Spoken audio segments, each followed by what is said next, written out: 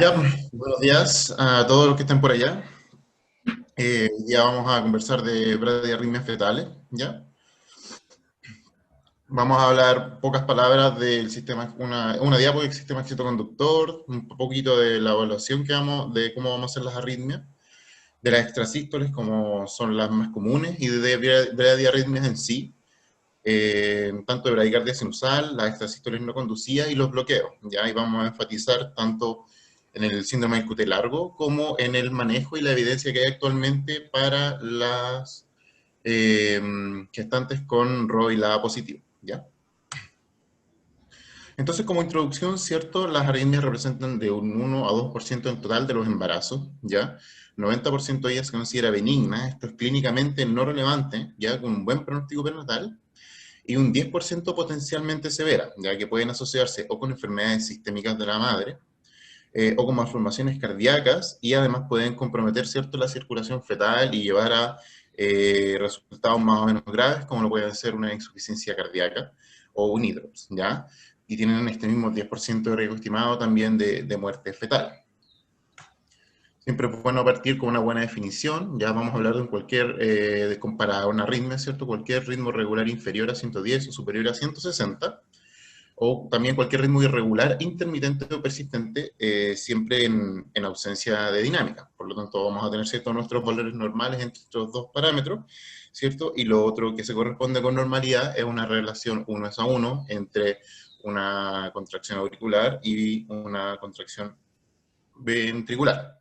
Esto es bastante bueno e importante saberlo siempre porque en realidad la pesquisa de la frecuencia cardíaca se hace de rutina en los controles prenatales. Entonces cada control es un buen momento para ir a buscar si es que encontramos alguna normalidad, ¿cierto? Y poder derivarla a tiempo. Respecto al sistema de conducción, ¿cierto? Bueno, lo más importante en realidad de esta diapositiva y les quería dejar es que en realidad la madurez está completa alrededor de las 16 semanas, ¿ya? Todos sabemos que se compone de un nodo sinoauricular, en la parte superior derecha, la aurícula derecha, se conecta con el aurículo ventricular, ¿cierto? eh, ya que baja a través de las de His en sus dos ramas, derecha e izquierda. La rama izquierda se divide en tres fascículos, ¿cierto? Y estos van a llegar finalmente a la red de Purkinje, que van a transmitir el impulso, ¿cierto? Bastante más enlentecido de lo que se genera en el nodo sinoauricular para realizar la contracción, ¿cierto?, de los ventrículos en este caso, ¿ya?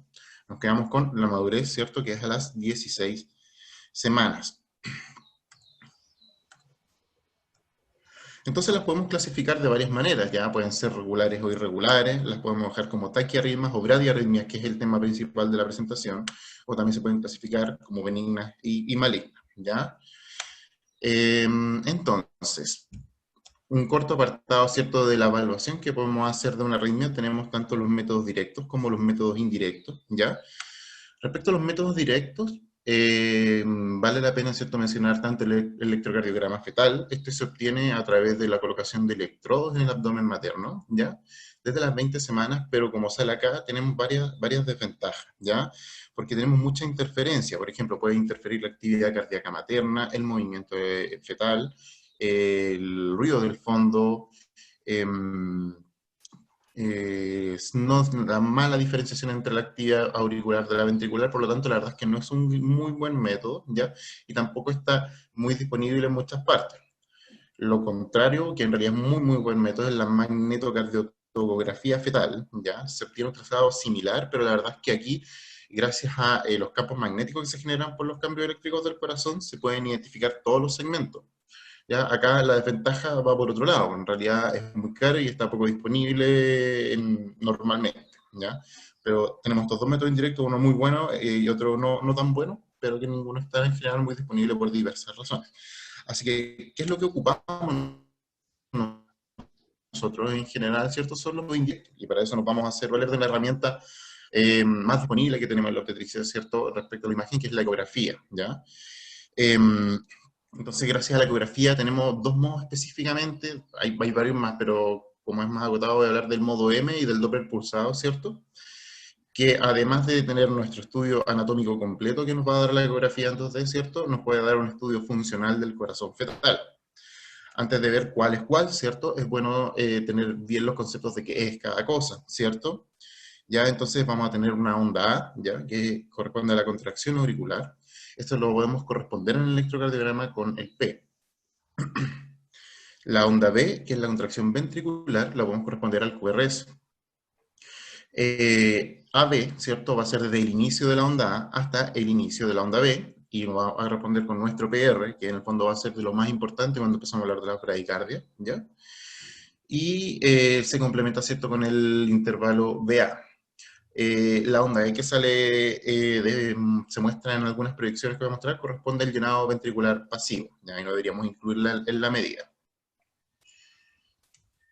Entonces tenemos dos modos para evaluar. El primero que voy a hablar es el modo M. Ya en negrita está lo importante que es, ¿cómo se llama?, el movimiento de lo evaluado, ¿ya? Entonces, nosotros inferimos los fenómenos eléctricos del corazón a partir de los fenómenos mecánicos, ¿ya?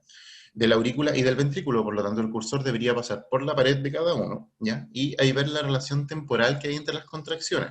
Nos permitiría ver, ¿cierto?, si la frecuencia de ambos, ¿cómo se llama?, cavidades es distinta y cada cuánto, por ejemplo, si es regular o irregular, ¿ya? Y tienen potenciales limitaciones, como salen ahí, ¿cierto? Que puede ser, ¿cierto?, en edades gestacionales más tempranas, los mismos movimientos fetales de repente, algunas características maternas, por ejemplo, IMC, o incluso la posición fetal de repente podrían limitar un poco el modo E. Y el otro modo que tenemos es el Doppler pulsado, ¿ya? Entonces acá no evalúa movimiento, sino que es una evaluación del flujo, ¿ya? ¿Y de dónde? De entrada y de salida en el ventrículo izquierdo, ¿ya? En general habla de una mejor resolución y correlación temporal que el modo M.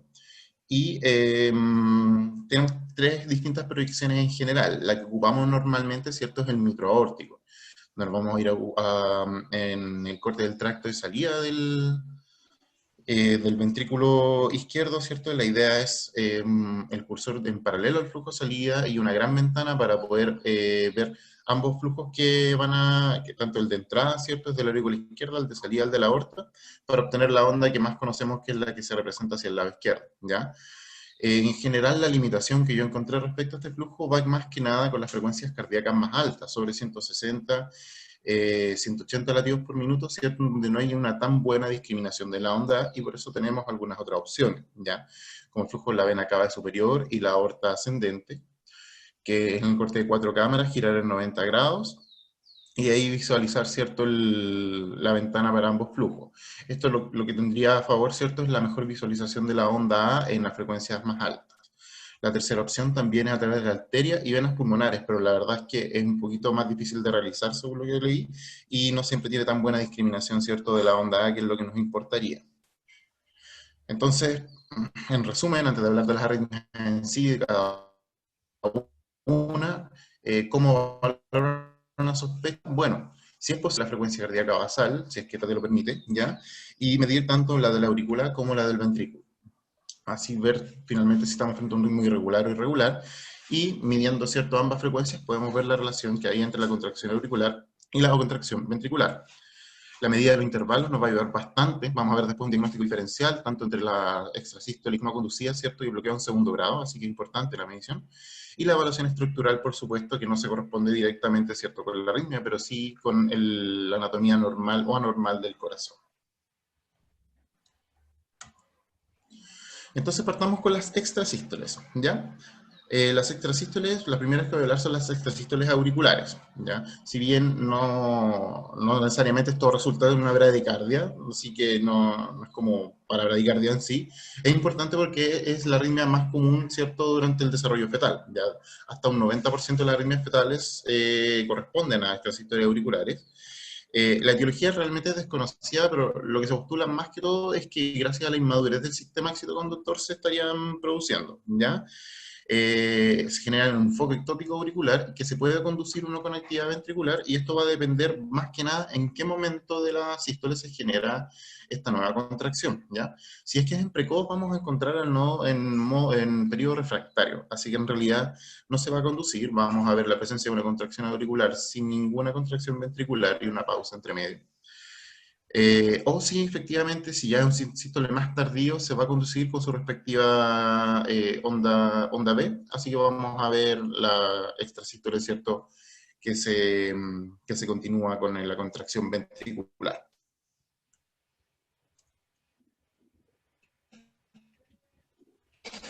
un ecocardio puede ser en 2 semanas. De forma empírica se recomienda eliminar estimulantes maternos, sin embargo no encontré ningún tipo de evidencia que lo avalara así con una gran claridad, como cafeína, teína, por ejemplo, ¿ya? Un control seriado de frecuencia cardíaca fetal cada 2 semanas o con ecografía cada 4 hasta la resolución, y lo importante es igual ver un poco de la vía del parto, ¿ya? Porque el concepto más importante dentro del manejo de las arritmias para el momento del parto es que si tú no puedes obtener un trazado confiable de un bienestar fetal durante el trabajo de parto, debería indicarse una cesárea electiva, ¿ya? Entonces, si es que la arritmia efectivamente te permite tener un MEFI, por ejemplo, normal y una buena variabilidad, una frecuencia cardíaca normal, no estaría contraindicado, sobre todo en estos casos en que la mayoría son benignas, como hablamos al principio. Sin embargo, si eso no es posible, la indicación sería la cesárea. Y un electrocardiograma postnatal. Por otro lado, las extrasístoles ventriculares, ¿ya? Son mucho menos auricular, no la sabe bastantes patologías, ¿ya? Por ejemplo, miocardiopatía o miocarditis, donde estudio de algunos agentes infecciosos sería beneficioso, por ejemplo, el parvovirus, ¿ya? Enterovirus también. Acá también se cita como alguna causa el síndrome del QT largo, pero yo voy a hablar de eso en un par de diapositivas más cuando hable de la bradicardia sinusal, ¿ya? Entonces, acá en el fondo lo ideal es, además de ¿cierto?, evitar el consumo de los estimulantes, que ya lo hablamos, es descartar alguna otra patología asociada, ¿ya? Acá sí puede haber alguna causa subyacente. Dentro del estudio del QT largo está el electrocardiograma en los padres, pero ya dije, voy a hablar un poco más adelante de eso, y el resto en realidad sería más o menos lo mismo de las extrasístoles. Y ya llegamos a la parte de las bradiarritmias, ¿ya? Que son aproximadamente un 2 a un 5% del total de las arritmias de la vida fetal. Las definimos, como dijimos al principio, como una frecuencia cardíaca fetal menor a 110 latidos por minuto, ¿ya? Eh, Siempre sospecharla una vez descartado alguna causa, ¿cierto?, de pérdida del bienestar fetal, ¿ya?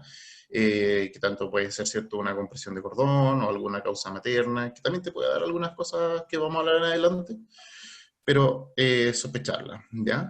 Y la primera de la que vamos a hablar, ¿cierto?, es la bradicardia sinusal, ¿ya?, que es la bradiarritmia más frecuente. Tiene una relación auriculoventricular, ¿cierto?, de 1 a 1 con un intervalo normal, ¿ya? En general, las bradicardias sinusales se presentan con una frecuencia de 80 a 110 latidos por minuto.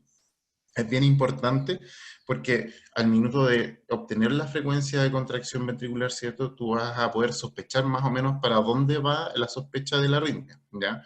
Así que siendo un valor que es bastante simple y fácil de conseguir, ¿cierto?, te puede dar una buena orientación para empezar a estudiarla. Aparte, saber, ¿cierto?, que el intervalo AB mide entre 90 y 150 milisegundos, así que eso se va a encontrar normal, ¿ya? O el perro le podemos decir también. Respecto a las etiologías, bueno, la primera etiología que tenemos que pensar, ¿cierto?, es una pérdida del bienestar fetal, que puede estar dada, por ejemplo, por alguna causa materna, hipotensión, convulsiones, el uso de anestesia. La hipotermia se ha visto que también, ¿cierto?, temperaturas maternas de 23 a 36 grados producen una disminución de la frecuencia cardíaca fetal. También anomalía, o sea, perdón, también causa obstétrica, ¿cierto?, un desprendimiento de placenta, ¿cierto?, una hemorragia, una hipotensión fetal, un prolapso de cordón. Todas esas son cosas que te pueden dar una bradicardia, ¿ya? Anomalías estructurales cardíacas, ¿cierto?, también lo pueden dar. Y acá aparece, ¿cierto?, el síndrome del QT largo. El síndrome del QT largo es una enfermedad hereditaria bien interesante, ¿ya? Es autosómica dominante. Es básicamente una canalopatía, una alteración de canales iónicos que va a afectar la repolarización del miocardio, ¿ya? Se han visto alrededor de 17 genes que se pueden ver afectados. Sin embargo, los 3 primeros genes, que se llaman KCNQ1, KCNQ2 y KCNQ3, son responsables de la gran mayoría de la creación de esta enfermedad, ¿ya? Ahora también puede ser por mutaciones de nuevo, pero no es lo más común.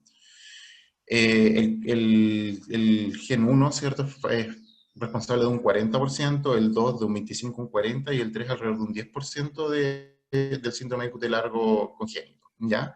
Y en general, en la vía fetal se puede presentar, ¿cierto?, como una bradicardia sinusal, aunque puede dar en en términos prácticos, cualquier arritmia.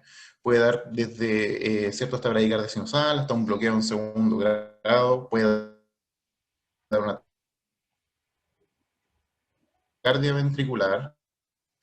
Y la verdad es que la forma de ver esto es familiar, ¿ya? Porque, ¿qué pasa con el síndrome del QT largo? Es responsable de síncopes a repetición, ¿ya? De muerte, de antecedente de muerte súbita en la familia.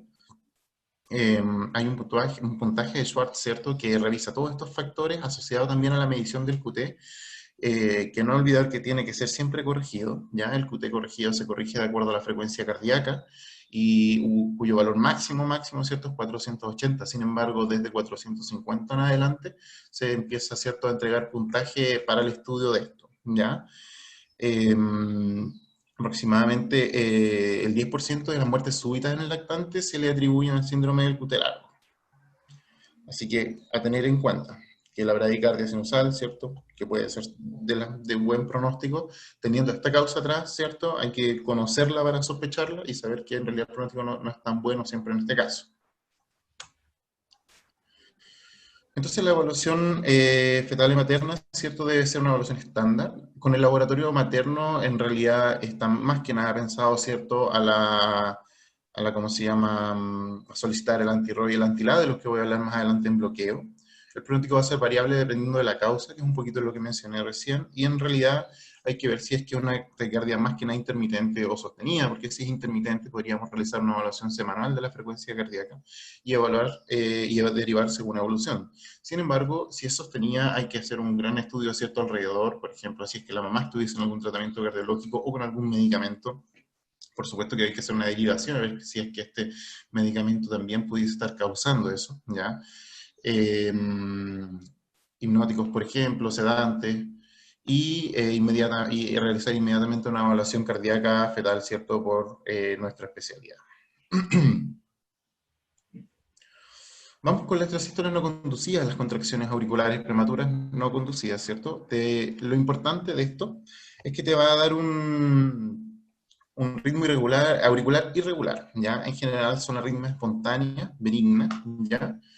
Tienes esta contracción auricular anticipada sin conducción ventricular posterior, y la frecuencia normal en que podemos encontrar esto, ¿cierto?, entre 60 y 80 latidos por minuto, ¿ya? En general vamos a ver un bigeminismo entre una onda que se conduce, una onda que no se conduce, una onda que se conduce, una onda que no se conduce, ¿ya? Y va a tener esta frecuencia porque probablemente va a ser la mitad de la frecuencia que sería si todas se conducieran. ¿Cómo diferenciar bien y cómo orientarnos? Porque en general esto es benigno, ¿ya? Es que el intervalo AA, o sea, de un latido a otro latido, es irregular, pero intercalado, o sea, hay uno más corto y uno más largo, y uno más corto y uno más largo, ¿ya? Pero el intervalo a veces es normal, ¿ya? Esto va a ser súper importante para diferenciarlo del bloqueo de segundo grado, el tipo 2, ¿ya? Donde va a ser más regular, ¿cierto? Pero en el pronóstico va a ser peor en ese sentido. De los, ¿cómo se llama? Del total, ¿cierto?, de esta arritmia, ¿cierto? De hasta un 3% igual puede desarrollar un ataque de arritmia, ¿ya? Y la asociación con cardiopatía es más o menos baja, ¿ya? De un 0,5 a un 2% máximo. La forma de enfrentamiento, más que nada, es la diferenciación, que es lo más importante del bloqueo, ¿cierto? ¿Ya? Si es que esto resuelve, tendría indicación de seguir sus controles habituales, y el resto idem a lo mencionado anteriormente, ¿cierto?, en el estudio que hablamos de las extrasístoles. Finalmente vamos a hablar de los bloqueos, ¿ya?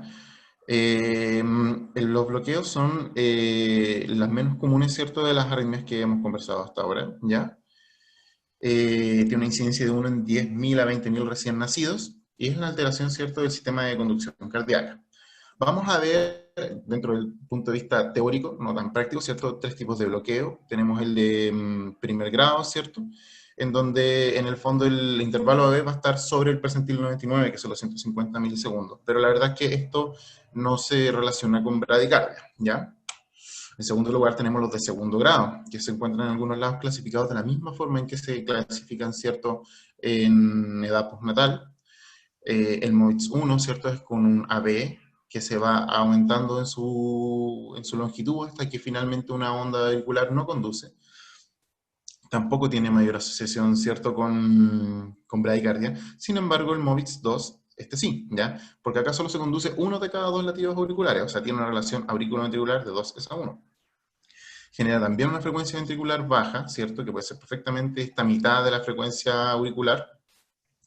Y acá el intervalo AA es fijo, ¿ya? Entonces ahí está la diferencia, la gran diferencia entre las extrasístoles no conducidas en VG mismo, donde el intervalo AA, ¿cierto?, es intercalado, acá el intervalo AA está fijo, ¿ya?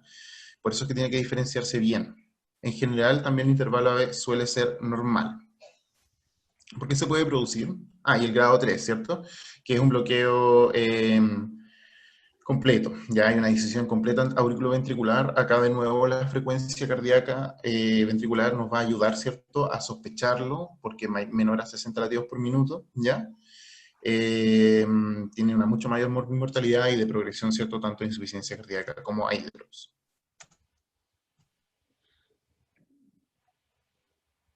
Entonces, ¿por qué se puede decir esto? La verdad es que hay dos grandes grupos, ¿ya? El grupo de las cardiopatías, por un lado, y el grupo de inmunológico. Ambos son responsables de un 40 o un 50% por cada lado, ¿ya?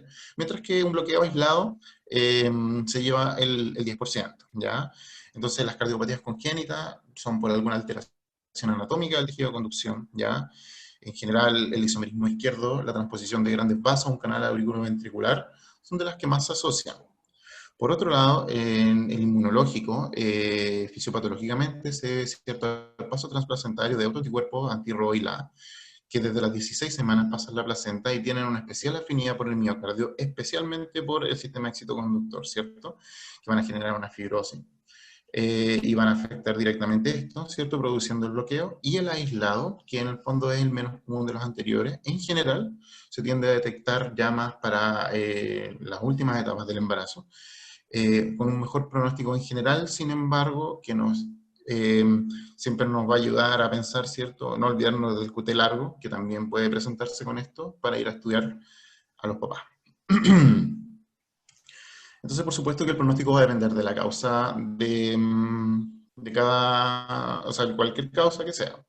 Ya, si es que es una causa de una cardiopatía, ¿cierto? La verdad es que tiene una mortalidad en primer año de, o sea, perinatal y primer año de vida fetal del 50% hasta un 80% según la serie, ¿ya? No tan malo sería, ¿cierto?, el inmunológico, ¿ya? Tiene una mortalidad fetal alrededor de un 5, un 10%, perinatal hasta un 20%, ¿ya? Pero con una necesidad de marcapaso de hasta un 45% a posterior, ¿ya? Ya hablamos que el pronóstico en general es un poquito mejor del aislado, pero también hay que considerar otros factores como la edad gestacional, si es que se identifica antes de las 20 semanas, ¿ya? La frecuencia ventricular, por supuesto, menor a 60, menor a 54 también, la presencia de híbridos o la presencia de fibrolastosis subendocárdica, ¿cierto? Que la vamos a ver como hiperecogénico, ¿cierto? En la ecografía del corazón, ¿ya? Que es una de las complicaciones de fibrosis, ¿cierto?, que se produce a nivel del corazón. Entonces, ¿qué hay que hacer en el caso de una bradicardia fetal? Bueno, lo primero, descartar las causas extracardíacas o pérdida de bienestar fetal que pueden estar produciendo esta bradicardia, ¿ya? Solicitar un ecocardio a la brevedad, ojalá dentro de las primeras 24 o 48 horas, y establecer el tipo de bradicardia, ¿cierto? Para los que nos vamos a ayudar bastante desde la frecuencia cardíaca en adelante, ¿cierto? Si es de 80 a 110, sospechar una sinusal, si es de 60 a 80, pensar que puede ser un bloqueo, una extrasístole, si es menor de 60, ya pensar de lleno un bloqueo grado 3, ¿cierto? Si es que estamos frente a un bloqueo, ¿cierto? Solicitar los anticuerpos RO y LA, y en caso de que estos sean negativos, valorar la búsqueda y estudio del QT largo, para finalmente decir la vía y el lugar de parto, ¿cierto? Que básicamente es similar a lo que yo les dije, o sea, si no podemos asegurar un trazado confiable durante el trabajo de parto, la indicación sería una cesárea electiva. En este caso, ojalá con un cardiólogo, ¿cierto? O sea, coordinado con neonatología y con cardiología infantil, ¿cierto? A la hora del nacimiento. Ya para ir terminando la presentación, vamos a hablar del manejo específico del bloqueo auriculoventricular inmunológico, ¿ya? Primero, en los controles, saber que no hay muchas formas de saber si es que ¿cómo se llama? La mamá va a pasar esos anticuerpos, si es que, a veces ni siquiera sabemos si los tiene, ¿cierto? Y cuándo va a producir el bloqueo y si es que lo va a producir o no lo va a producir. En términos prácticos, un 1,5 o 2% de las mamás asintomáticas que pueden saber o no saber que tienen el anticuerpo positivo pueden desarrollar el bloqueo, ¿cierto?, en el feto. De un 10 a un 15%, 10 más en realidad más que nada, ¿cierto?, de los diagnósticos de lúpulo neonatal no cardíaco van a desarrollar un bloqueo. Por otro lado, y esto es importante para la evidencia que voy a mostrar ahora, si la embarazada ya tuvo un hijo con un bloqueo y tiene ROI positivo, el riesgo es de un 20% de que vuelva a ser. Y si tuvo 2 hijos, 40% de que vuelva a ser. O sea, en realidad son riesgos muy altos para esas dos últimos con altos factores de riesgo, ¿ya? Entonces, perdón, ¿alguien dijo algo? Ah, ya. Entonces hay un control ecográfico seriado donde lo recomendable es medir el intervalo AB, ¿cierto? Y buscar, ¿cierto?, algún signo de afectación miocárdica, ¿ya? ¿Cómo sería el control? Bueno, si es que no hay antecedentes, que son estos primeros casos que yo les mencioné, se podría hacer semanal entre las 18 y 22 semanas como el periodo más crítico y cada 2 semanas hasta las 28. Ahora, con antecedentes, ya sea con algún hijo con bloqueos previos, ¿cierto?, o con lupus neonatal no cardíaco, encontré que en realidad un control semanal entre las 18 y las 28 32 semanas, según leamos, ¿cierto?, igual podría ser adecuado para identificar la aparición de algún bloqueo. ¿Y qué pasa con los medicamentos? En esta parte, algunos medicamentos tienen harta evidencia, otras tienen insuficiente evidencia, y dentro de los que tienen harta, algunos apoyan el uso y algunos no apoyan el uso, ¿ya? ¿Qué se ha ocupado? Se han ocupado corticoides, dexabetametazonas. ¿Para qué principalmente? Para evitar la progresión. Eso se postulaba. Se han utilizado agonistas beta-adrenérgicos, por ejemplo, salbutamol, ¿ya? ¿En qué casos? Aumentando la frecuencia cardíaca fetal, sobre todo en los casos de bloqueo en tercer grado, donde la frecuencia es menor a 55, que es uno de los peores factores pronósticos, con el objetivo simplemente de aumentar 5 a 10, ¿cómo se llama?, latidos por minuto.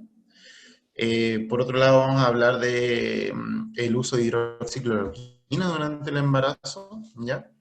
Y bueno, el último punto en realidad lo hemos repetido hartas veces. Este primer estudio, ya es un estudio retrospectivo comparativo, pero es súper antiguo, ya es del 2004, y la verdad es que me voy a referir súper poquito a este, porque, como para que cachen un poquito, es el último que encontré en la literatura que hablaba del uso de beta-agonistas, ¿ya? Y lo hace en forma conjunta con corticoides, de ahí de corticoides tengo una revisión aquí adelante, así que lo vamos a pasar más o menos rápido, ¿ya? Porque igual decía que en realidad decía un enfoque de tratamiento estandarizado que incluía ambas cosas, ¿cierto? Los corticoides pensando en evitar la progresión del bloqueo y la estimulación, ¿cierto?, para las frecuencias cardíacas menores a 55 redujo la morbilidad y mejoró los resultados. Pero encontré que en realidad como teníamos estos dos factores, en realidad no sabemos qué fue lo que mejoró realmente el resultado. La verdad es que yo creo que aquí la evidencia es insuficiente y principalmente por culpa de que están las dos cosas estudiadas juntas. Pero los corticoides se siguieron estudiando y la verdad es que tengo esta revisión sistemática, es del 2019, ¿ya? Que revisamos solamente estudios comparativos. Y los outcomes, ¿cierto?, fueron muerte fetal, la degradación o una baja en el nivel del bloqueo cardíaco, la muerte neonatal, la necesidad de marcapaso y las complicaciones fetales y maternas. Y aquí es un poquito más interesante, ¿ya? Fueron 16 artículos los elegidos después de partir con más de 900, ¿ya?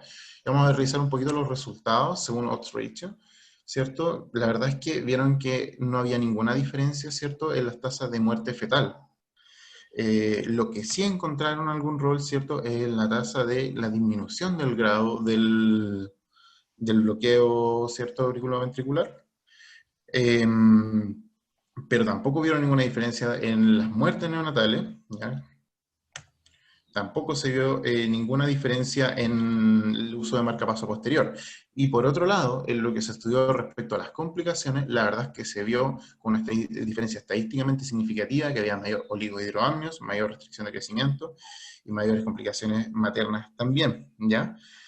Así que la conclusión es que la verdad es que los corticoides no proporcionan un beneficio significativo en los fetos con bloqueo auriculoventricular congénito, excepto, ¿cierto?, en la disminución del grado del bloqueo cuando ya estaba instaurado. pero no mejora la supervivencia ni fetal ni neonatal, y además sí producen más efectos, mayores efectos, ¿cierto?, adversos, tanto fetales como maternos. Por lo tanto, esto del año 2019 no recomienda el uso de esto. Y la hidroxicloroquina. Ya, la hidroxicloroquina hay hartos más estudios, ya. Este caballero, Peter Smirly, tiene muchas publicaciones, es un reumatólogo. Y la verdad es que tengo dos diapositivas para mostrar, de dos estudios, uno que hizo un análisis retrospectivo y otro que fue prospectivo, y llegaron a la misma conclusión, ¿ya? En este estudio se incluyeron a mamás positivas, Ro y La, principalmente Ro, ¿ya? Que ya tenían un antecedente de un niño nacido con un bloqueo. O sea, si nos vamos a lo histórico, ¿cierto? El riesgo de volver a tener un niño con bloqueo era de un 20%, ¿ya? Y se realizó tratamiento con hidroxicloroquina, ¿ya? Cuando se hizo una mamografía, se consideró todas las que se inició desde la semana 10 hacia atrás, ya, o sea, todas las que tenían hidroxicloroquina de previo al embarazo o hasta la semana 10 que la iniciaron. Y compararon la exposición versus la no exposición. Y la verdad es que la recurrencia fue de un 7,5 del bloqueo versus un 21%, que fuera lo que reportaban según sus mismos estudios previamente, ¿ya? Así que eso lo hicieron de forma retrospectiva, lo encontraron que era de hecho, entre las conclusiones salía que era un excelente material para un estudio prospectivo para hacer en el futuro, ¿ya? Como para recordar, ¿cierto?, que la hidroxicloroquina es un inhibidor de la ligadura de los receptores tipo TOR, ¿ya? En el fondo esto hacen un papel importante en la fibrosis e inflamación, y al parecer interrumpiendo este mecanismo, ¿cierto?, mejorarían las condiciones para no desarrollar un bloqueo. Bueno, esta es la conclusión. Y lo hicieron prospectivo, ¿ya? Y efectivamente tomaron 54 pacientes con las mismas características de lo mencionado previamente, que ya tenían los anticuerpos positivos y además habían tenido hijos con un bloqueo, aplicaron el tratamiento con hidroxicloroquina, tuvieron que sacar entre medio un par de pacientes que usaron otros tratamientos, pero las reemplazaron finalmente, así que el número se mantuvo intacto y siguieron los mismos criterios, y el desarrollo de un nuevo bloqueo fue de 4 de 54, fue un 7,4%. Así que la recomendación de este año es que habría que ocuparla, ¿sí? Como conclusión, es cierto, no olvidar la frecuencia de las bradiarritmias, ya que si bien no es lo más común, es algo que hay que tener en cuenta siempre. El síndrome del QT largo y su relación familiar es algo que también tenemos que tener en la cabeza, ya que se presentaría dentro de la bradicardia sinusal, siendo esta una entidad en general más benigna. Nunca olvidarse de diferenciar entre un bloqueo auriculoventricular tipo 2, ¿cierto?, y las extrasístoles no conducidas, ya que el pronóstico también es distinto. La evidencia no apoya el uso de corticoides para evitar muertes fetales o neonatales, que algún papel pueden tener, ¿cierto?, en la desescalación del grado del bloqueo, que la evidencia es insuficiente, ¿cierto?, y es muy antigua para el uso de agonistas beta-adrenérgicos, tal cual porque no están estudiados como el desarrollo solo. Así que bueno, si lo vamos a seguir ocupando, en realidad tampoco hay algo que lo contraindique, es solamente para subir la frecuencia 5 a 10 latidos. Pero la evidencia apoya el uso de hidroxicloroquina, ¿cierto?, en los pacientes con alto riesgo, que fue las que ya definimos previamente. Esa sería mi reunión.